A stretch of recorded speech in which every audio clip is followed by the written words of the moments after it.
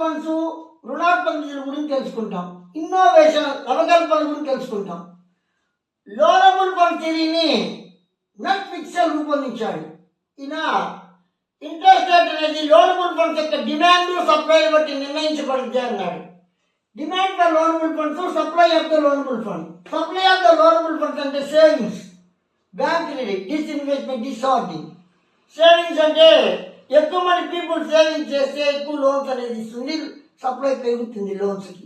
Bank credit. Disinvestment అంటే government public సెక్టార్లో investment తగ్గించుకోవడం, అప్పుడు ఆటోమేటిక్గా ప్రైవేట్ వ్యక్తుల చేతిలో కూడా ఇన్వెస్ట్మెంట్ వస్తుంది, సప్లై పెరగద్ది. డిసార్డింగ్, దాచిపెట్టకపోతే డబ్బులన్నీ కూడా సేవింగ్లోకి వస్తాయి, సేవింగ్ అంతా కూడా ఇన్వెస్ట్మెంట్ జరుగుతుంది, ఎక్కువ కమాడిటీ ప్రొడ్యూస్ చేయబడతాయి. Demand for loanable funds, investment. Producers investment ఎక్కువగా చేస్తే డిమాండ్ పెరగద్ది ఫండ్స్కి. కన్జ్యూమర్స్ ఎక్కువగా కన్సంప్షన్ చేస్తే కమాడిటీస్ డిమాండ్ పెరగద్ది, ఇన్వెస్ట్మెంట్ డిమాండ్ పెరగద్ది, ఫండ్స్ డిమాండ్ పెరగద్ది.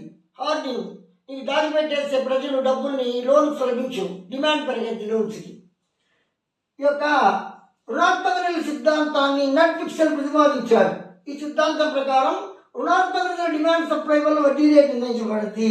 రుణాత్మక సప్లై పొదుపు, బ్యాంకు పర్పస్ దృష్టి, పెట్టుబడుల ఉపసంహరణ, ద్రవ్యాన్ని దాచుకోకపోవడం. రుణాత్మక డిమాండ్ అని పెట్టుబడి, వినియోగము, దాచుకోవడం. ఇప్పుడు ఇన్నోవేషన్స్ గురించి తెలుసుకుంటాం, నవకల్పన గురించి తెలుసుకుంటాం. ఇన్నోవేషన్ దీన్ని జోసెఫ్ షుంపీటర్ ఇంట్రడ్యూస్ చేశాడు. ఆయన నీకు ఎక్స్ప్లెయిన్ చేశాడు. ఈయన ప్రకారంగా ప్రాఫిట్ పొందాలంటే కంపెనీ ఇన్నోవేషన్స్ అనేది చేయాలి, ఇన్నోవేషన్స్ వచ్చే రివార్డే ప్రాఫిట్ అన్నాడు. అంటే ఎవరైతే ఎంట్రీప్రెనర్ స్కిల్స్ అనేవి ఉంటాయో కొత్త కొత్త వస్తువులు తయారు చేస్తారు, న్యూ ప్రోడక్ట్ తయారు చేస్తారు, న్యూ మార్కెట్స్ కనుక్కుంటారు, న్యూ మార్కెటింగ్ సిస్టమ్ని కనుక్కుంటారు, మెథడ్స్ ఆఫ్ ప్రొడక్షన్ని చేంజ్ చేస్తారు.